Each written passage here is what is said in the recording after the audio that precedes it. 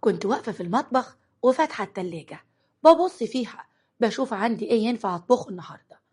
اتفاجئت بإيد بتتمد قدامي ببوكيه ورد أحمر من اللي قلبك يحبه. أخدت البوكيه بفرحة وبصيت لحسام وقلت له: ورد؟ معقولة جايب لي بوكيه ورد ليا أنا ولا أنت غلطان؟ أنت غلطان في النمرة صح؟ ولا تكونش لقيته واقع من حد في الشارع؟ ما تنطق يا حسام. حسام ابتسم وما تكلمش. كملت كلامي وقلت: حسام، ده كتير عليا قوي. انا بجد مش متعوده منك على كده، ومش عارفه مالك ولا ايه اللي غيرك من ناحيتي. ايه التغيير الجميل ده؟ ورد وفسح وهدوم جديده واكل بره ومساعده في شغل البيت والعيال. لا بجد، فيك ايه؟ حسام، انت بتخني صح؟ بتخني وبتكفر عن الذنب اللي بتحس بيه، وانت بتخني صح؟ اعترف، اعترف وانا هسامحك. ولا اقولك ما تعترفش، خني بس خليك كده ما تتغيرش. انا هعمل مش واخده بالي. ولا تكونش موت ابويا اللي خدته وديته بعربيتك عند عمي في البلد، ومن ساعتها الراجل لا حس ولا خبر ولا عارفه عنه حاجه وتليفونه مقفول. لو موتته قولي وهنتفاهم صح؟ ضحك حسام اكتر وقرب مني وقال: ليه يا اروى؟ ليه بتقولي كده؟ معقوله شاكه فيا لمجرد اني بحاول اهتم بيكي بالورد والشوكولاته؟ ايه يا حبيبه قلبي، انا بحبك وبهتم بمراتي وبعيالي مش اكتر. بصراحه اصل ده لا طبعك ولا عادتك. فين حسام اللي كان يدخل البيت ببوز وشبرين ويزعق على اتفه الاسباب ويقول لي: قومي يا هانم شوفي شغل البيت، مش هنقضي حياتنا كلها نوم؟ ومش طايق العيال كانهم عيال مراته من جوزها اللي كانت متجوزاه قبله. ولا البيت اللي كنت عامله زريبه توسخ وتسيب وراك وانا اللي الم؟ ولا قطعني حسام وقال: بس ايه ماسورة معايرة واتفتحت؟ انا كنت بعمل كل ده؟ ايه، ما كنتش بعمل معاكي انتي والعيال اي حاجة كويسة خالص؟ مفيش حاجة حلوة واحدة تفتكرها لي يا حبيبتي؟ وهو انا يعني لو كنت بتعمل هنكر؟ وبعدين مش مشكلة، انا سامحتك خلاص، سامحتك على كل حاجة كنت بتعملها زمان. هو احنا ولاد النهاردة؟ ها، قولي بقى، نفسك في حاجة معينة اطبخها لك؟ رد عليا حسام وهو بياخد وشي بين ايده بحنان: ما تتعبيش نفسك يا حبيبتي وتطبخي، انا هجيب من بره او نطلع كلنا ناكل بره. انت اللي قوليلي، لو نفسك في اي حاجه اطلبي اي حاجه نفسك فيها، واي حاجه نفسك تروح ليها هتلاقيها قدامك. انا عايش عشان اسعدك وبس. حضنته وانا برضو متوجسه من تغييره الغريب ده، لدرجه انه فكرت انه اتلبس ولا حاجه. بس قلت لنفسي: حتى لو ملبوس ولا راكبه جن مش هسعى ان اطلعه منه، خليه كده، انا مبسوطه قوي. وفعلا طلب لنا حسام اكل وتعشينا احنا والولاد. وبعد ما الولاد ناموا حسام عمل فنجانين قهوه ورحنا البلكونه نشربهم ونتكلم سوا، وهو بيحكي لي عن يومه وانا احكي له عن يوم العيال كان عامل ازاي، ويسمعني باهتمام لكل حرف بقوله كانه اخر حرف بنطقه. وتاني يوم قبل ما يطلع على شغله لقيته بقول لك يا حبيبتي، جهزي الولاد على ميعاد رجوعي من الشغل وغديهم عشان هوديهم عند اختي، وهاخدك معايا نتغدى سوا انا وانتي ونحضر الفيلم اللي كان نفسي احضره في السينما. بلعت ريقي وقلت ماشي.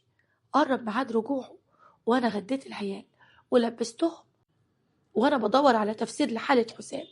ورغم فرحتي باللي بيحصل إلا إن فضولي غلبني إن أعرف سر التغيير والحنية والبذخ اللي حسام مغرقنا فيهم بالزيادة. رجلي خدتني على مكتبه وقلت أفتش في المكتب وأوراقه، عشان قبلها فتشت في تليفونه كتير وما لقيتش حاجة.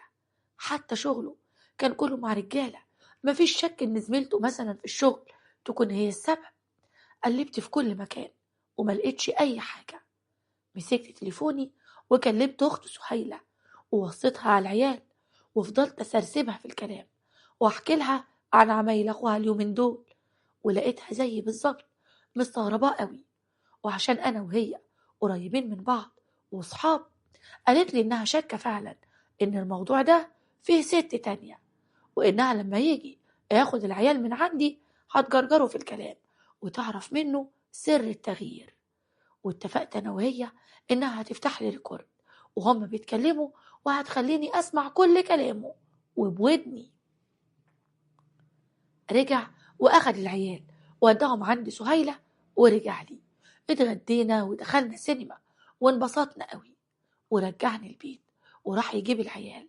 وأول ما وصل سهيلة بعتت لي رسالة على الواتس وبدأت تسجل ريكورد، وأنا كنت ماسكة تليفوني ومستنية أسمع كلامهم بكل فضول. وبعد تقريبا 10 دقايق اتبعت لي الريكورد، ولسه هفتحه لقيتها حاولت تمسحه، بس أنا عشان عندي واتساب ما بيمسحش الرسايل فضل عندي ما اتمسحش. فتحته بإيد بتترعش وأنا حاسة إني هسمع فيه كارثة أو صدمة عمري، واللي حسبته لقيته: ازيك يا حسام يا حبيبي، تعالى ادخل. ازيك يا سهيلة، اندهي الولاد خلينا نروح، انا تعبان وعايز ارتاح. لا، ادخل شوية، انا عايزاك في كلمتين. خير يا سهيلة، في حاجة ولا ايه؟ زعلانة مع عمر جوزك؟ لا لا لا لا خالص، ما تقلقش، انا بس عايزة دردش معاك. اصل اروى اشتكت لي منك. ايه؟ اروى اشتكت لك مني انا؟ قالت لك ايه بقى؟ ده انا اليومين دول بعملها معاملة الاميرات ومش مخلف نفسها حاجة الا وبعملها من غير ما تطلبها كمان. ما هي دي شكوتها منك، الست متوغوشة من تغييرك. في حاجة؟ الفار نادى اصحابه وكلهم بيلعبوا في عبها، وبصراحة امر غريب ومش مفهوم. ها، مالك بقى؟ قول لي السر ورا كل ده، انا اختك حبيبتك واكيد مش هتخبي عني حاجة. الموضوع ده فيه واحدة ست، مش كده؟ انت بتخون اروى يا حسام؟ يا شيخة تنيلي، اخون ايه بس؟ وبعدين يا ريت كان الموضوع خيانة، الموضوع اكبر من كده بكتير. اروى عندها سرطان في الدم وفي مرحلة متقدمة للأسف، ما ينفعش فيها أي علاج، والدكتور قال لي ما تحاولش معاها ولا تعذبها على الفاضي. هي أيامها معدودة في الدنيا، خليها تعيشهم في سعادة، وأنا بحاول أخليها تعيش آخر أيامها في هدوء وراحة وحب. أنا مكسور من جوايا وحزين عليها وعلى عيالي، ومطلوب مني إني أمثل السعادة 24 ساعة. حقيقي أصعب شعور في الدنيا وإنتي بتودعي حد عزيز عليكي كل يوم قبل ما تنامي، ومش عارفة هتصحي تلاقيه عايش ولا لأ. أنا بموت من جوايا يا سهيلة، وحاسس إني ممكن أضعف في أي لحظة وأنهار قدامها. ده كان آخر كلام بينهم، وما اتبعتش ليا حاجة بعده. قفلت تليفوني وأنا حاسة إن الدنيا بتلف بيا. هو أنا فعلا تعبت شوية من يجي شهرين، بس كان تعب عادي، والدكتور طلب مني تحاليل عملتها وبعدها خفيت على طول. ما اهتمتش بالنتيجة ولا جوزي جاب لي سيرة. ومن بعدها وهو اتغير معايا، اتغير التغيير ده للأحسن. يعني إيه؟ يعني حسام بيعمل معايا كل ده عشان هموت؟ بلعت ريقي بخوف، دماغي لفت، معرفتش أعمل إيه ولا أبدأ منين. فضلت على حالي وفي حيرتي وخوفي لغاية ما حسام رجع، شافني قاعدة مكاني وساكتة، جه عليا بخوف وسألني: أروى، مالك؟ انت تعبانة يا حبيبتي؟ حاسة بحاجة؟ في حاجة بتوجعك؟ قولي. مفيش يا حبيبي، شوية دوخة وصداع بس، هاخد قرص مسكن وانام وهبقى زي الفل، ما تقلقش. دخلت الأوضة وسبته هو مع الولاد يغير لهم ونيمهم، وبعد ما خلص جه ورايا أخدني في حضنه بحنان أب خايف على بنته. وأنا غمضت عينيا وعملت إني نايمة، بس الحقيقة كان في حرب جوايا وأسئلة ولخبطة كبيرة جدا وخوف، خوف ما حسيتهوش قبل كده في حياتي. طلع النهار وصحينا كلنا، والنهاردة ما قدرتش أعمل أي حاجة للولاد. حسام لما لقاني تعبانة كان عايز ياخد أجازة من الشغل ويقعد معايا، بس أنا رفضت وقلت له إني هبقى كويسة. وأول ما نزل على الشغل وأخد الولاد في طريقه للمدرسة لبست أنا كمان ونزلت، رحت معمل غير المعمل اللي حللت فيه الأول، وعملت تحاليل تانية، تحاليل أولية تظهر في نفس اليوم، وتحاليل تانية تظهر تاني يوم، وفيهم اللي بيظهر بعد كذا يوم. ورجعت البيت وأنا حاطة إيدي على قلبي، وبعد ساعتين بالظبط المعمل رنوا عليا وبلغوني إن التحاليل المبدئية نضيفة، ما فيهاش نسبة 1% شك إن عندي أي حاجة. بس استنيت باقي التحاليل تظهر عشان أتأكد، مع إني ارتحت نسبيا واطمنت وأنا بعرف تاني يوم إن الجزء التاني من تحاليلي برضه نضيفة. ومع إن لسه في شك، بس أخدت نتائج التحاليل ورحت على المعمل القديم اللي عملت فيه التحاليل الأولانية. وهناك بمجرد ما قلت لهم اسمي، لقيت موظفة الاستقبال عرفتني فورا ودخلتني للدكتور اللي قعد قصادي وقال: بص حضرتك، أنا عارف إنها غلطة كبيرة، بس كل ده بسبب البنت اللي وظيفتها تطبع نتائج التحاليل. هي اتلخبطت وكمان نسيت تكتب رقم تليفون مع البيانات، فما عرفناش نوصل لحضراتكم. تحاليلك سليمة 100%، والتحليل التاني يخص حالة تانية. أنا آسف، عشان الغلطة دي أنا هنزل اسم حضرتك على السيستم، وتلات أشخاص كمان تختاريهم هيتعمل لهم مجموعة تحاليل شاملة مجانا، وده اعتذار من المعمل لحضرتك. بصيت له وما ردتش عليه وسبته ومشيت، وأنا بحمد ربنا من جوايا. وصلت بيتي قبل رجوع حسام بساعة، غيرت هدومي ودخلت المطبخ، عملت لهم مكرونة وبانيه بسرعة، وقررت إن أقول له النهاردة على الحقيقة وهون عليه إحساس الشهرين اللي فاتوا. دخل وشافني بطبخ، قرب مني وبحنان سألني: إيه يا أروى، أنت واقفة بتطبخي وتعبانة؟